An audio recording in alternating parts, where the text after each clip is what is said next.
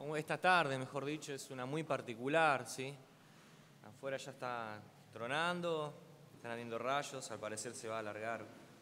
Espero, no, Dios no quiera que se largue un diluvión, ¿no? Obviamente Él prometió que no diluviaría, pero tampoco queremos que haya tanta lluvia.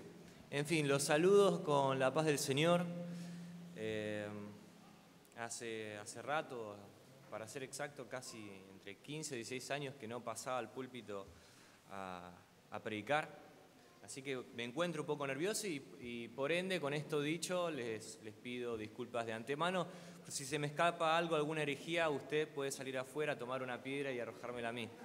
Si es que Dios no me castiga con un rayo. Pero bueno, fuera de broma, le voy a estar animando, hermanos, hermanas, que puedan abrir sus Biblias en el libro de Primera de San Juan. Primera de San Juan,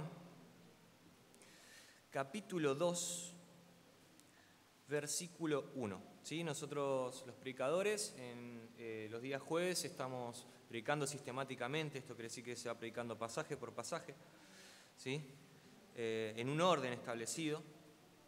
Y bueno, estamos actualmente con Primera de San Juan. Primera de Juan. Muy bien, ¿lo tienen? Dirán amén, los que lo tienen. Gloria a Dios. Muy bien, dice de la siguiente manera el pasaje. Hijitos míos, os escribo estas cosas para que no pequéis. Y si alguno peca, abogado tenemos para con el Padre, a Jesucristo el justo. Gracias, Señor, gracias, Padre, por este día. Gracias, Señor, porque eres misericordioso, eres justo, Señor. Gracias, Señor, por darme la oportunidad de estar aquí.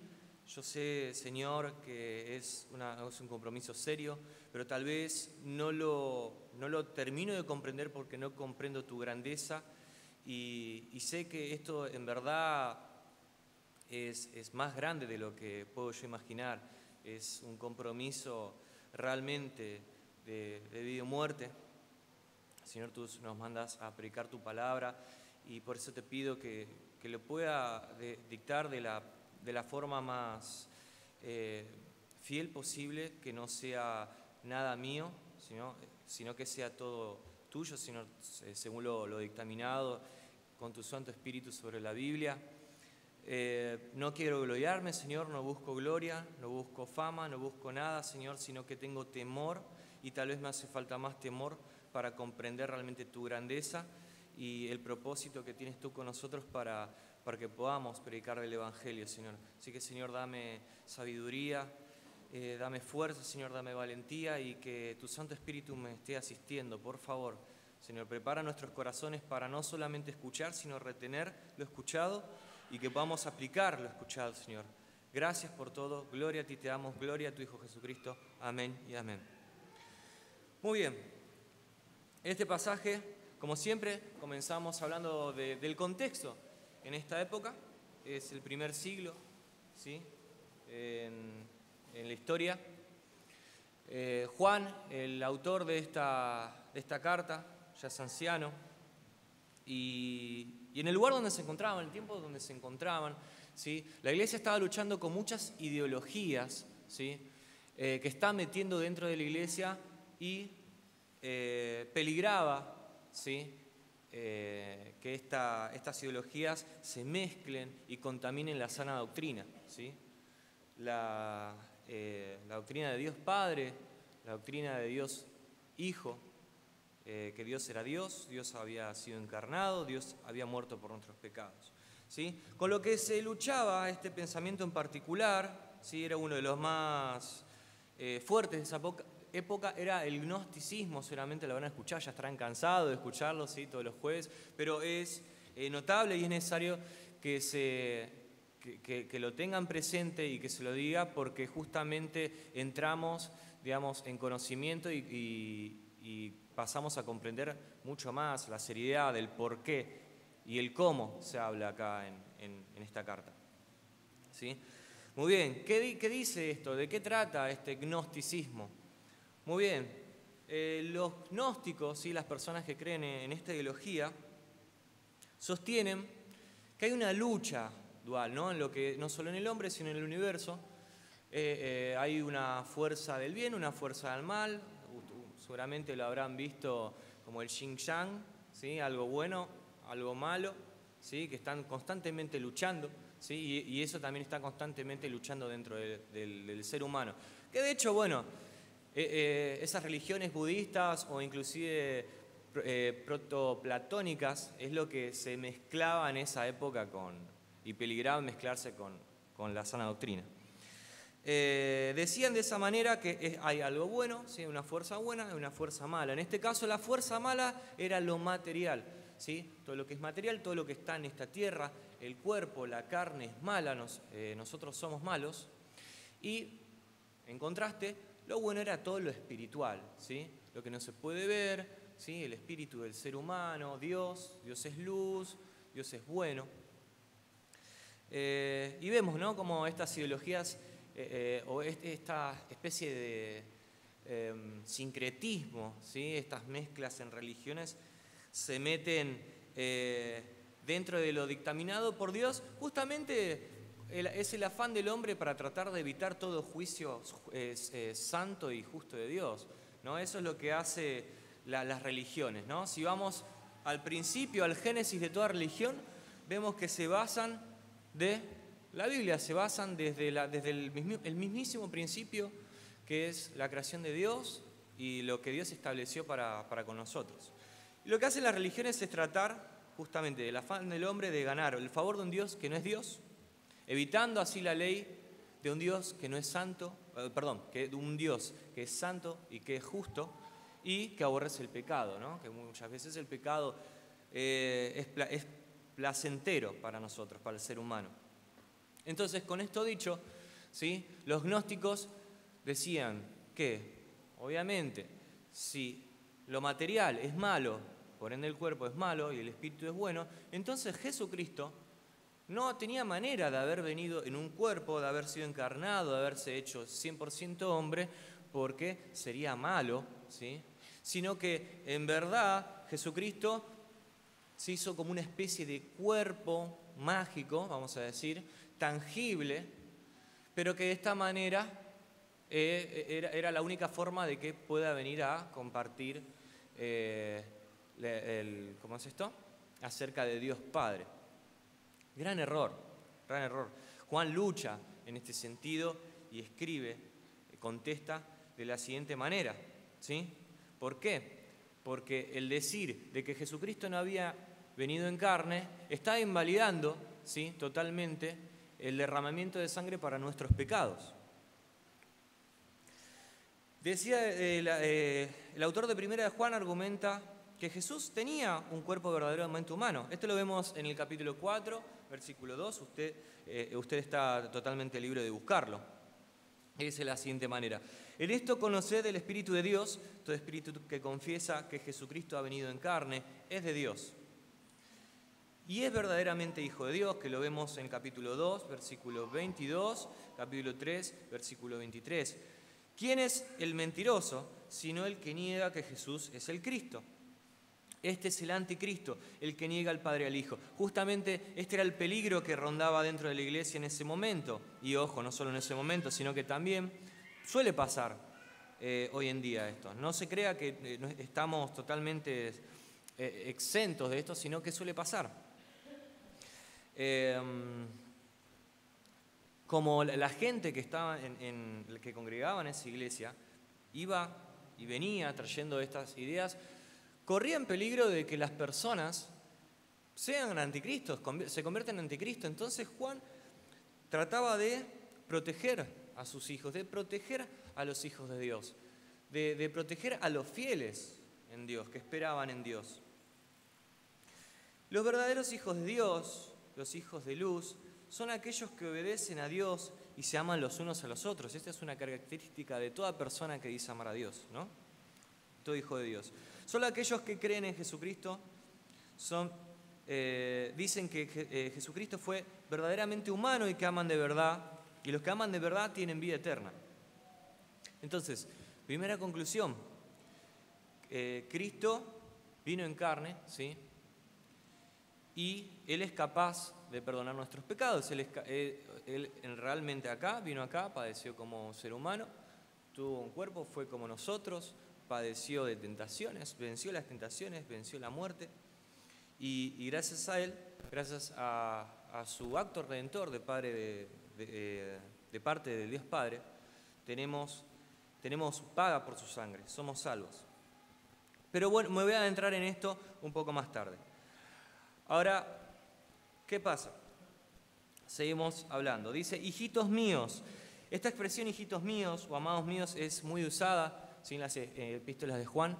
Él en ese entonces era un anciano, ¿sí? Entonces él como anciano, como apóstol de Jesucristo, él hablaba con ternura, le hablaba con amor, ¿sí?, como un pastor que realmente ama a sus ovejas. Pero también se refería, hacía alusión a que estas personas, estos fieles, eran hijos de Dios, ¿verdad? Y dice, os escribo estas cosas para que no pequéis. Aquí vamos a otro punto muy importante, ¿sí? Para que no pequéis. Obviamente todo ser humano peca, eso lo sabemos, cada uno sabe, y cada uno de nosotros sabemos que Dios, tanto como Satanás, tanto como nosotros mismos, sabemos que pecamos. De hecho, Romanos dice que por cuanto todos pecaron, estamos destituidos de la gloria de Dios.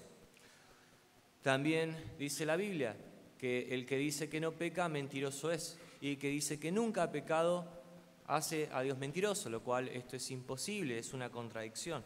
¿Por qué? Porque a Jesús se le hace imposible pecar, Él es santo. Esto significa que Él no puede pecar, ¿sí? Lo único que no puede hacer Dios es pecar. Y siendo 3 veces santo, se le hace 3 veces imposible pecar, ¿no?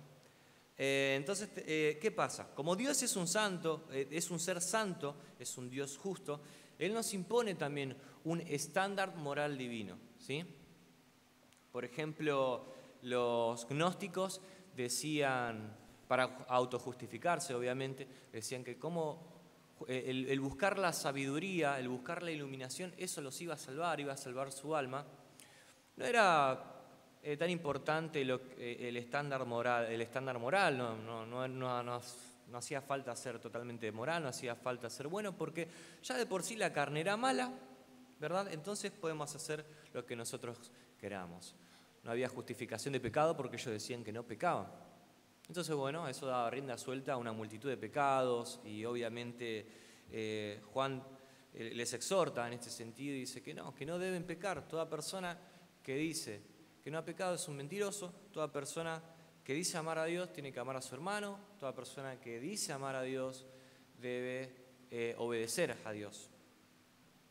Este estándar moral divino impuesto por Dios nos dice que no debemos pecar de ninguna manera. Nosotros veremos en Deuteronomio que se nos ha dado el estándar, que son las leyes divinas, ¿sí? En las tablas de la ley tenemos leyes que no debemos quebrar para poder llegar a la gloria de Dios, pero lamentablemente eso se nos hace imposible. ¿Por qué? Dice Juan, nos dice Juan, ¿cuáles son estos requisitos? ¿Qué debe hacer un hijo de Dios? ¿Cuáles son los frutos que debe mostrar si dice que ama a Dios? Ok, dice, hijitos míos, 1, un cristiano guarda los mandamientos de Dios, como veníamos diciendo. Esto lo tenemos en versículo 3, capítulo 2.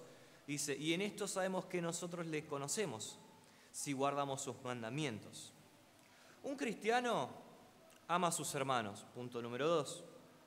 Si alguno dice, yo amo a Dios y aborrece a su hermano, es un mentiroso, porque el que no ama a su hermano, a quien ha visto, no puede amar a Dios que no ha visto. Esto es totalmente lógico. ¿Cómo puedo amar? ¿Cómo puedo decir que yo amo a Dios? Alguien que no veo, ¿sí? Si no soy capaz de amar a mi hermano, ¿sí? Que lo tengo al lado, alguien con el que convivo, ¿sí? Alguien que puedo ver, alguien que puedo tocar. ¿Cómo puedo yo decir que amo a Dios y respeto y obedezco a Dios, que es un Padre celestial, cuando no respeto a mi autoridad más cercana, que son mis propios padres? O sea, es una dicotomía, es irónico, es totalmente ilógico. 3. Un cristiano anda como anduvo Cristo, que esto lo vemos en versículo 6 del capítulo 2. El que dice que permanece en Él debe andar como Él anduvo. Número 4. Un hijo de Dios practica la justicia, lo vemos en el versículo 7 del capítulo 3. Hijos míos, que nadie os engañe, el que practica la justicia es justo, así como Él es justo, como Dios es justo, como Jesucristo es justo. Finalmente, dice Juan, un hijo de Dios no practica el pecado. Capítulo 3, versículo 3 y 9. Y todo aquel que tiene esta esperanza en Él se purifica a sí mismo, así como Él es puro. Todo aquel que es nacido de Dios no practica el pecado, porque la simiente de Dios permanece en Él y no puede pecar, porque es nacido de Dios. A ver, acá por lo que vemos, ¿sí? Cualquier lector de hoy en día o las personas que hayan recibido esta exhortación, este mensaje, les habrá parecido tal vez un poco, no sé si extremo, pero vemos que acá Juan parece describir una especie de cristiano perfecto, algo como una especie de estándar inalcanzable. Y bueno, lógicamente muchos por ahí nos puede llegar a frustrar porque obviamente es algo que no podemos llegar a alcanzar. Y nosotros sabemos realmente si nos falta amor para con el hermano, para con Cristo mismo, para con Dios, el Padre. Nosotros sabemos cuando pecamos y esto nos desanima bastante. O sea, nos vemos como sucios, nos vemos como impuros, nos vemos como incapaz e indignos de recibir su perdón o siquiera acercarnos u orar. Entonces, sin embargo, ¿sí? Tenemos en el mismo pasaje que dice, y si alguno peca, ¿sí? Acá dice, si alguno peca, ¿qué está diciendo acá Juan? Generalmente un cristiano obviamente no debería pecar. El cristiano, no practica el pecado. Pecar todos pecamos, obviamente, pero un hijo restituido, ¿sí? Un hijo perdonado, un hijo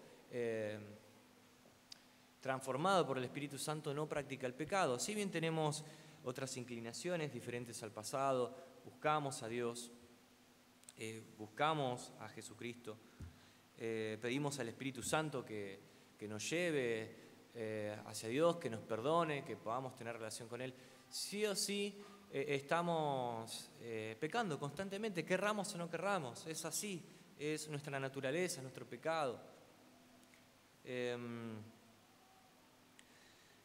Perdón, como que perdí el hilo. Eso me suele ir.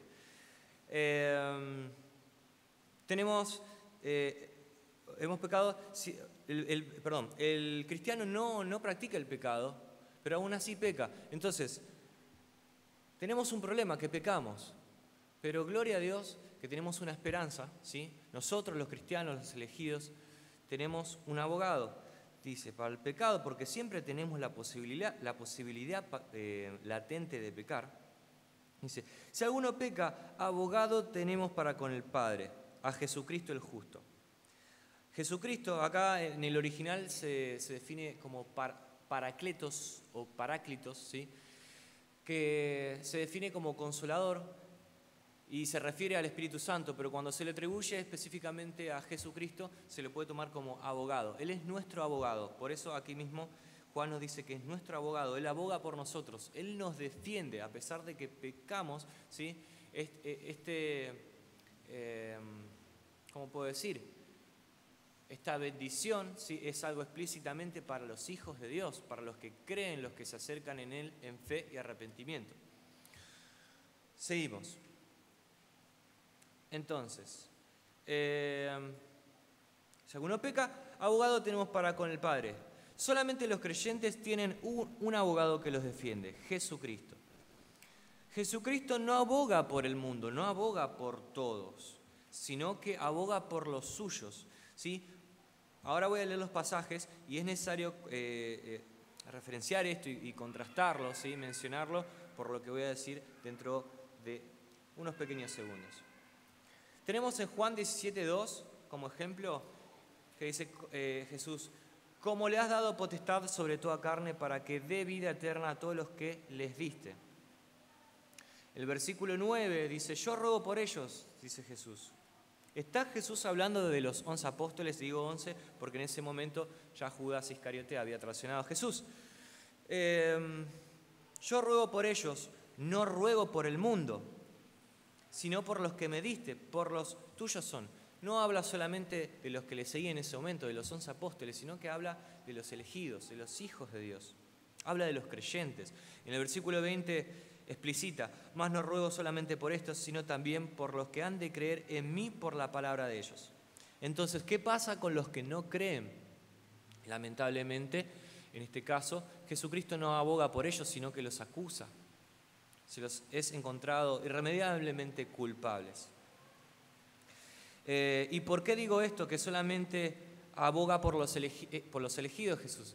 Porque hay una tendencia también, hay una corriente ideológica que hoy en día, más que nada, si bien tantas religiones como ideologías es cíclico, porque la naturaleza del hombre es siempre la misma, hay una ideología que anda dando vuelta que se llama universalismo, ¿sí? El universalismo trata de la siguiente forma.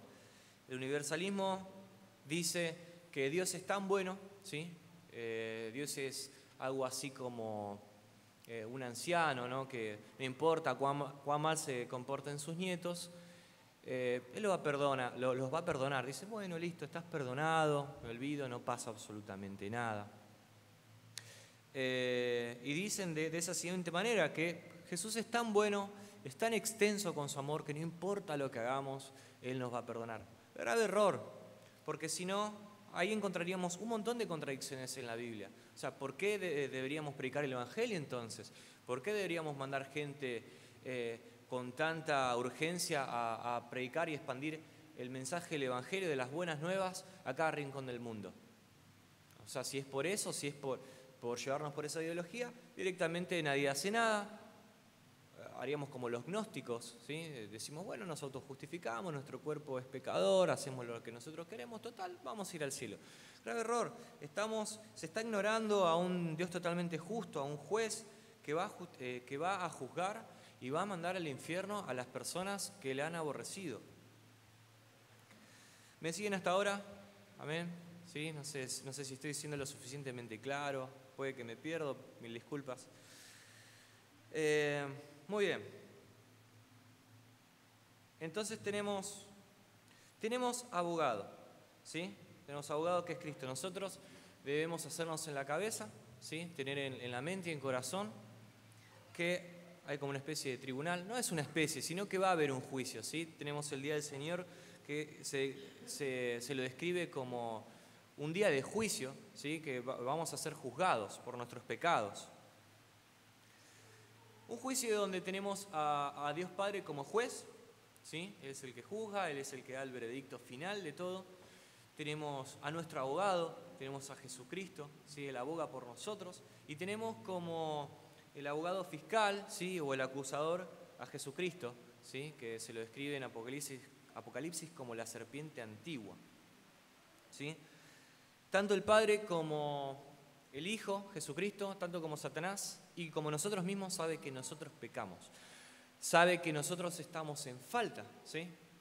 Estamos en falta, todos pecados y sabemos realmente cuál es nuestro veredicto, que es culpable, porque hemos quebrantado todas, o si no hemos quebrantado todas, ya con quebrantar una somos culpables por quebrantar todas las leyes de Dios.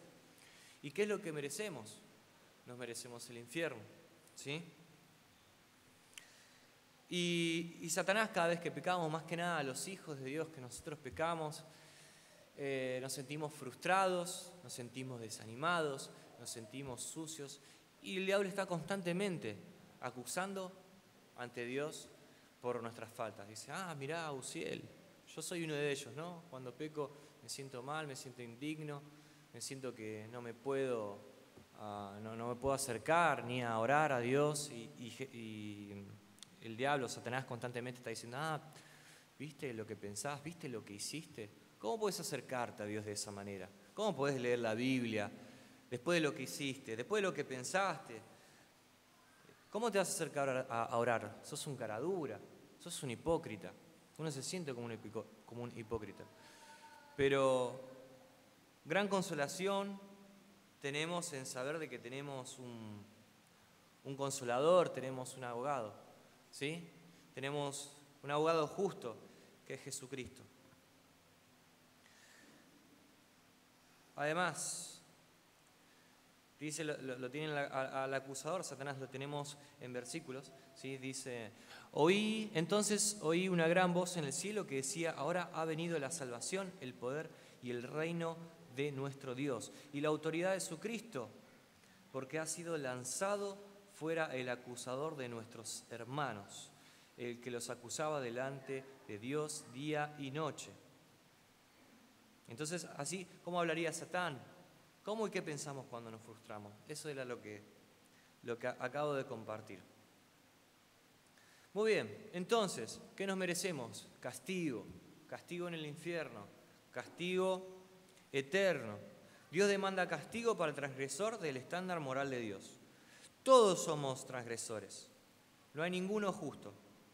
Dios ejecutará justicia por medio de quien es el defensor y a la vez la propiciación de los pecados de estos individuos. Mientras la justicia de Dios demanda castigo, la misericordia rescata al pecador. Esto es bueno de Dios, ¿sí? Dios es bueno, Dios es misericordioso, Dios es amoroso, ¿sí? Pero también es santo y justo. Es algo intrínseco de Dios, es algo que describe a Dios, algo de una capacidad que no se lo puede separar a Él. Y de esta manera nos dejan claro que Él no está constantemente, o sea, a sus hijos, Él al que ama, dice la Biblia, lo disciplina, ¿sí? No es que está constantemente diciendo, hijitos míos, ustedes, yo no quiero hacer nada con ustedes, los voy a mandar directamente al infierno, sino que Él, de tal manera, Juan 3:16 dice que de tal manera Dios Padre amó al mundo que puso en marcha un plan, ¿sí? Desde el mismo principio, desde Génesis, Él puso en marcha un plan que constó en mandar, Él hacerse carne, mandar a su único Hijo para salvarnos. Acá ahora lo voy a detallar, ¿sí? Pero justamente eso trata la misericordia. Él debe hacer justicia. Él no nos puede dejar pasar a su reino, a toda su gloria, solo porque sí, porque hemos pecado, ¿sí? Nos ama, pero no hemos pecado. Y la persona que se acerca con arrepentimiento y fe, ¿sí? Tiene que pagar sí o sí por sus pecados. La persona que realmente aborrece a Dios, dice la Biblia que la ira de Dios está sobre él día y noche. Pero nosotros, que somos sus hijos, también tenemos que pagar. Dios tiene que hacer justicia. Entonces, Él con este plan redentor ha puesto en marcha esta manera de hacer justicia por nosotros. Esta es la manera en la que la justicia de Dios y la misericordia sean satisfechas.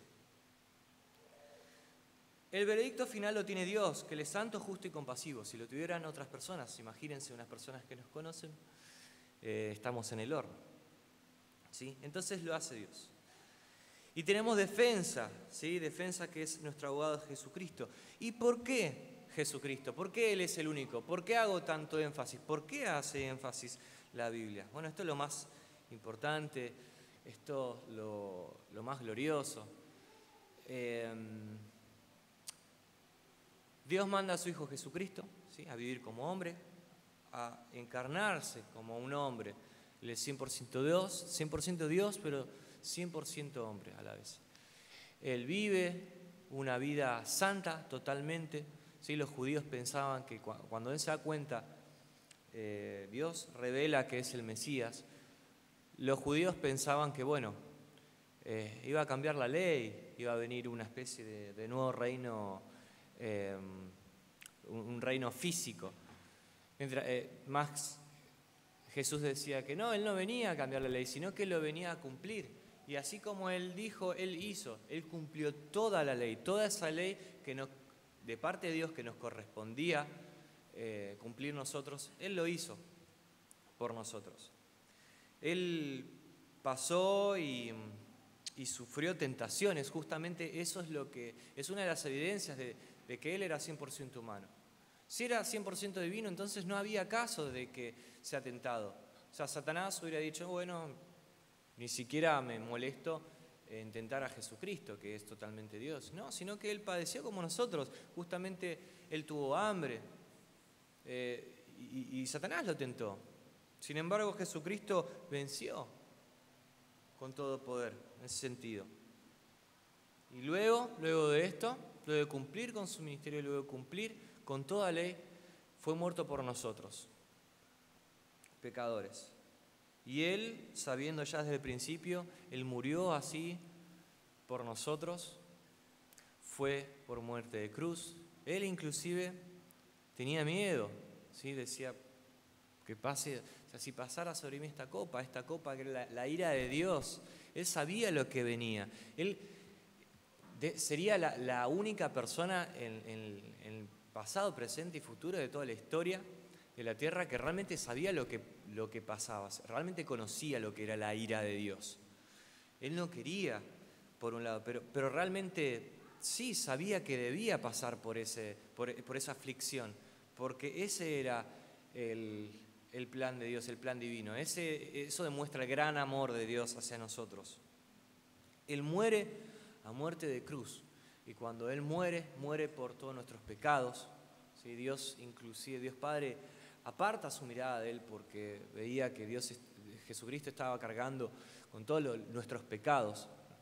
¿Sí? No nos correspondía. Él derrama la sangre que nos limpia, que paga esa deuda que nos correspondía en este tribunal del que les estaba hablando, hermanos y hermanas.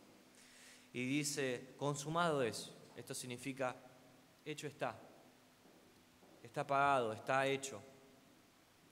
Y la historia no termina ahí, sino que Él es glorificado, Él es sepultado y luego revive en gloria. Señor, quiero que entiendan, hermanos, esto es evidente, hay evidencia. Jesucristo vivió y cuánta gloria, cuán felices deberíamos saber si realmente entendemos esto, ¿verdad? Que Él vivió, y si Él vivió, eso demuestra que Dios Padre vivió. Y si Dios Padre vive, debemos tener en cuenta de que la ira de Él sobre el pecador es grande, pero también nosotros debemos reconfortarnos en que Jesucristo es nuestro abogado y Él no es un abogado cualquiera, sino que es el único propicio, ¿sí? que con su sacrificio pudo pagar por todas nuestras deudas. Los judíos, para acercarse a Dios, cada vez que pecaban, tenían que hacer un sacrificio, un derramamiento de sangre. Y Jesucristo lo que hizo fue justamente esto, fue el Cordero perfecto, ¿sí? El sacrificio perfecto, la propiciación que aplacó la ira de Dios que nos correspondía a nosotros, que nos correspondía tocarnos a nosotros, un castigo eterno, ¿sí? En el infierno. Sin embargo, nos da Jesucristo. Si nos acercamos y creemos en Él, en arrepentimiento y fe, nos da la oportunidad de acercarnos al Padre y vivir una eternidad gloriosa con Él. Entonces, la persona que realmente no teme a Dios, ¿sí? Para que entiendan lo grave que es el no creer, el no acercarse, el no reconocer a Cristo, debe pasar, lamentablemente, por un juicio donde va a ser la persona encontrada culpable, ¿sí? Dice, hay versículos, por ejemplo, Mateo 10, versículo 28, habla de la ira de Dios. Cuán grande es, ¿no? Dice, y no temáis a los que matan el cuerpo, mas el alma no puede matar. Temed más bien a aquel que puede destruir el alma y el cuerpo en el infierno. Habla de Dios, ¿sí? No temamos por lo que nos puede suceder ahora, sino temamos y preocupémonos por lo que nos va a pasar en la eternidad. Por eso somos salvos solo por medio de Jesucristo. Muy bien. ¿Cómo nos habla la Biblia acerca de que Jesucristo es el único que a través de su sacrificio puede salvarnos? ¿Sí? Esto habla del amor. En esto consiste el amor. No en que nosotros hayamos amado a Dios, sino en que Él nos amó a nosotros y envió a su Hijo como propiciación por nuestros pecados. Lo vemos en 1 Juan 4:10. También vemos en Juan 5:24, dice, en verdad os digo, el que oye mi palabra y cree al que me envió, tiene vida eterna y no viene a condenación, sino que ha pasado de muerte a vida. Romanos 10, versículo 9 al 10, dice que si confiesas con tu boca a Jesús por Señor y crees en tu corazón que Dios le resucitó de entre los muertos, serás salvo, porque con el corazón se cree para justicia y con la boca se confiesa para salvación. Dios está satisfecho con la propiciación. Los pecados pasados, presentes y futuros son removidos, ¿sí? La cuenta es paga. Debemos gloriarnos en Jesucristo. Debemos confiar en Él. A veces es difícil, como le digo, lamentablemente nosotros estamos condicionados a un cuerpo de muerte, un cuerpo pecaminoso, ¿sí? Inclusive siendo hijos de Jesucristo.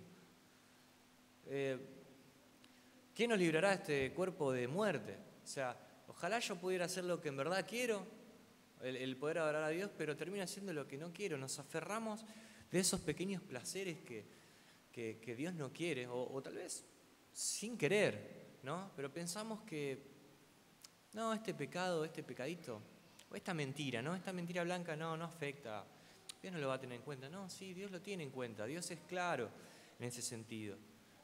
Y gloria a Dios que tenemos un abogado para acercarnos en fe de arrepentimiento. Yo siempre digo fe de arrepentimiento porque es lo que el requisito, ¿sí? Tiene que ser un arrepentimiento genuino para que seamos perdonados. Isaías 44, versículo 22. Lo leo en la versión de Reina Valera 1960. Dice, yo deshice como una nube tus rebeliones y como niebla tus pecados. Vuélvete a mí porque yo te redimí. En esto consta, ¿no?, de que Dios tiene su ira aplacada, que efectivamente Jesús está abogando por nosotros, ¿sí?, paga por nuestros pecados y somos salvos por medio de Él. Salmo 103:12. Cuánto está lejos el oriente del occidente, hizo alejar de nosotros nuestras rebeliones. Miqueas 7:9. La ira de Jehová soportaré, porque pequé contra Él, hasta que juzgue mi causa y haga mi justicia. Él me sacará a luz, veré su justicia. Hebreos 10:17. Y nunca más me acordaré de sus pecados y transgresiones, pues donde hay remisión de estos, no hay más ofrenda por el pecado.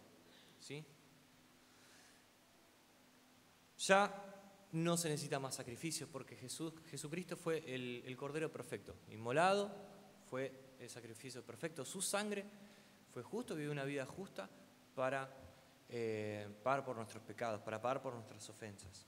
Entonces, ¿cómo resulta en este caso para los hijos de Dios el veredicto final en el tribunal? Bueno, al final el Padre dice que el caso es rechazado por falta de evidencias, ¿sí?, porque Cristo pagó por nosotros. Gloria a Dios. Y con esto termino, ¿sí? Les animo, hermanos, a que busquemos a Dios. Yo soy de esas personas también. Yo supongo que todo hijo de Dios, ustedes también se afligen cuando pecamos porque es algo que nos suele suceder, más que nada cuando hacemos algo que realmente sabemos que ofende a Dios. ¿Sí? No, nos colgamos de algo que dice que pensamos que por nuestras propias fuerzas o que un placer nos va a hacer feliz y que no necesitamos a Dios, mientras que es todo lo contrario. Nosotros debemos buscar a Dios. Jesucristo murió ya por nuestros pecados y nosotros debemos volver a Él, ¿sí? Obviamente no podemos abusarnos porque atraería más ira de Dios, sino que nosotros debemos acercarnos con arrepentimiento genuino. Y si no nace de ti el arrepentimiento genuino, bueno, pídele a Dios, pídele al Espíritu Santo que convierta su corazón, nos ponga un corazón de carne y que podamos volvernos a Él. Y debemos estar preparados, hermanos. Nosotros estamos en un proceso que es de santificación, ¿sí? Seguiremos pecando, pero debemos santificarnos. La manera para santificarnos es esta, ¿sí? El volvernos a Jesús por cada vez que pecamos. No practicamos el pecado, si somos hijos de Dios. Esto es algo que nos divide de las otras personas, de las personas del mundo. Pero cada vez que pequemos, volvamos a Dios, que es nuestro abogado, es más que suficiente, ¿sí? Y es eso, volvamos a Él. Así que bueno, gracias hermanos por escuchar. Y les voy a invitar a que podamos hacer una oración final antes de poder terminar finalmente con esto. Gracias, Padre, gracias porque